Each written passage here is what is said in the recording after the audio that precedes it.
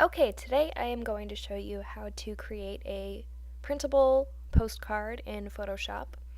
I am using Photoshop Creative Cloud 2015, and I am editing a photo that I took in Ireland in 2013 with my Canon Rebel T2i. So the first thing you want to do is make sure that your printable work is the right size. So we will do that by going to Image, Image Size, and I know it's at 100% already, so let's see how many inches it is. I have it set to 6 inches wide and 4.25 inches tall, and that's important because that is the size of a standard postcard. Resolution is also very important. Printable work should be at 300 resolution or higher. You don't really need to go higher than that, but 300 is the perfect resolution for something you will be printing. Web resolution is usually around 72 pixels per inch, and that's why when you drag a photo off of Facebook or something and you try to get it printed, it turns out really grainy or blurry or small, because it's not made to be printed that way. So that's why resolution's important, and we are good there, so let's click OK. So now what I want to do, kind of just for tutorial purposes, but I also like doing this in general, is I want to duplicate this layer here and paste it onto itself. So I will do so by selecting all, copying, and pasting. So now you can see that we have two layers over here that are identical to each other. But the difference is when I edit layer 1, which I will double click and rename right now to edited, I will be able to see the difference. It's like a before and after effect. So let's adjust the levels. We do so by going to Image, Adjustments, and Levels, just like that. So what we want to do is we want to make the darker colors darker and the lighter colors lighter. And that's what your phone does when you click Auto Enhance. It just makes everything pop a little more. So we're going to use the low light slider over here and drag it down to where the curve starts. That's what I usually do. And let's take the highlight one over here and drag it up. So as you can see, that's made quite the difference already. This middle one is called your midtones. It adjusts the overall lightness or darkness of your photo. So I think that looks good. So I'll click OK, and we can see this is after, before. So as you can see, it's made quite the difference already just with levels. You can see the stairs more, the boats are brighter, the greens are darker. Another thing I want to do is adjust the saturation. So I will go to Image, Adjustments, Hue and Saturation.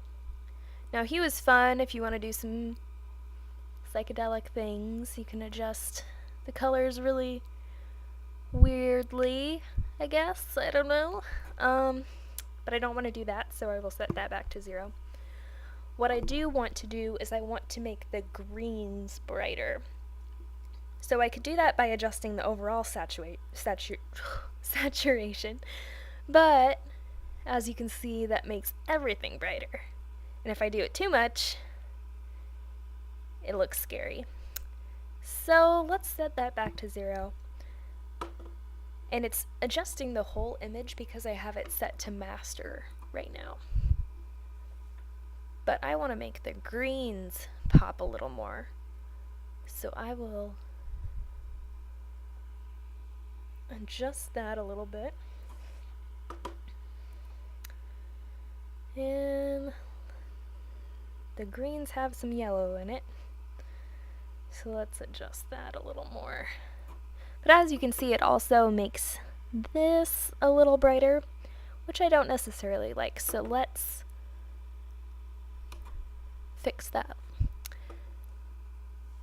So I'm going to use my poly lasso because this is a very straight shape and I'm not that worried about anything that I'm missing because I just need to get the moss out of the way. So I'm going to select that.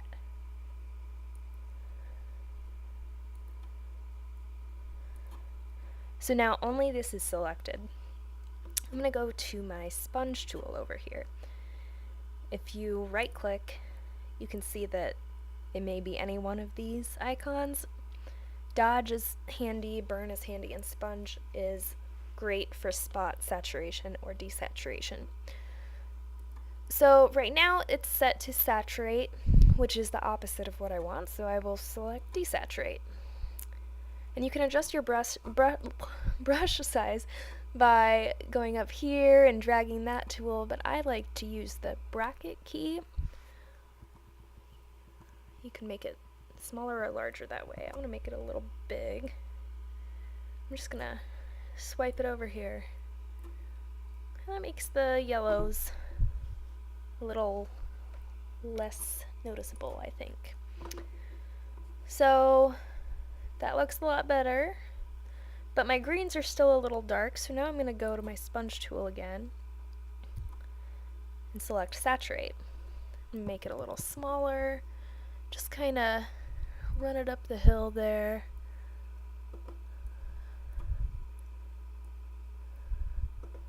And that looks a lot better. It looks like it's actually sunny in Ireland on this day now. Okay, so the last thing we're going to do is add text to the bottom, as you would see on a postcard. So I'm going to click on my text tool here. I've already got a font that I wanted selected. It's called Celtic Garamond II Regular.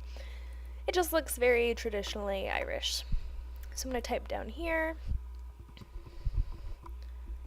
Type what I want to type. And I think it looks good there.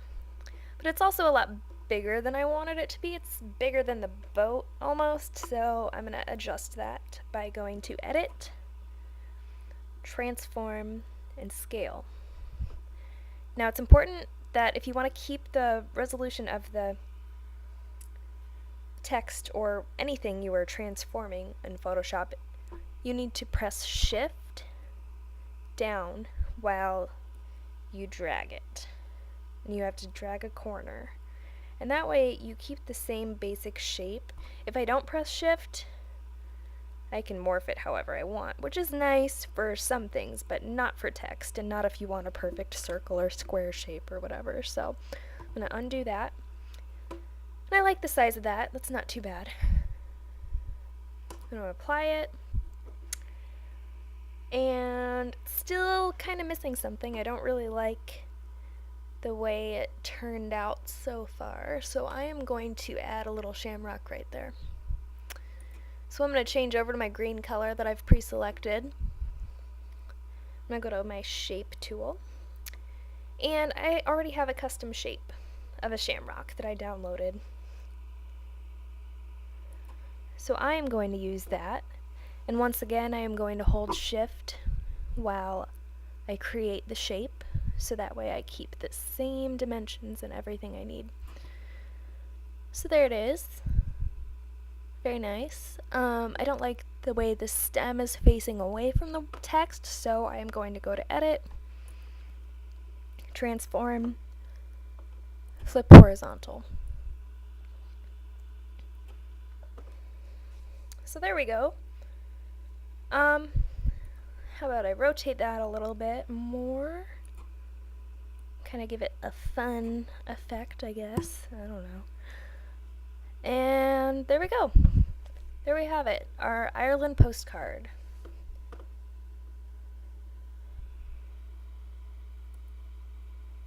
Before and after.